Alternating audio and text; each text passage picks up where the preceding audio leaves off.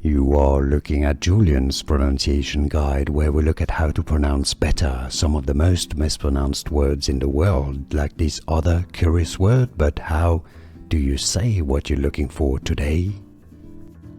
We are looking at how to pronounce these names, and we'll be looking at how to say more confusing names that too many people mispronounce. Stay tuned to the channel to learn more. So this is a name of French origin, and for reference in French it's said as Eglantine.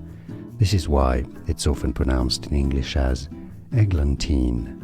Eglantine. Now, it's also correct and often said in English as Eglantine. So in English, Eglantine or Eglantine are both correct pronunciations. And now you know. Like this video if you found it useful. Appreciate your support. More videos for you here to learn more. See you there. Thanks for watching. Here are more videos on how to pronounce more confusing words and names too many mispronounced. Like this video if you found it useful. I appreciate your support. I'll see you soon, and thanks for watching.